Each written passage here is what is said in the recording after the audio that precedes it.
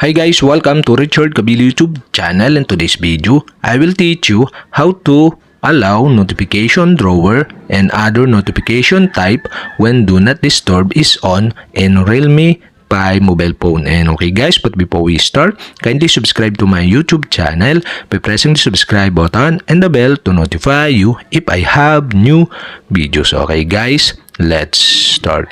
So okay guys, we're in your Realme 5 mobile phone. You'll have to do is go to settings.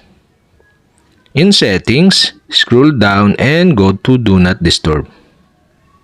And okay guys, the do not disturb is enable or turn on. And you can see below the exemption. If the do not disturb is turned on, okay, you can set the exemption. So you can go to notification. Here in notification, you can see the notification drawer and other notification types, and on the right side of this you can see the switch button. And okay guys, to allow the notification drawer and other notification type when do not disturb is on, okay, you'll have to do is switch on the switch button on the right side.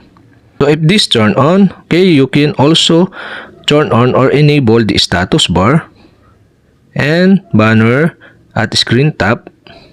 And also you can set the lock screen notification. So you can tap this and set on these options. So I select the allow and wake screen. And that's it. Okay. We have successfully allowed the notification drawer and other notification type when do not disturb is on in Realme 5 mobile phone. And okay guys, if you have a question, kindly comment below. And don't forget to hit the subscribe button and the bell to notify you if I have new videos. Okay guys, thank you for watching.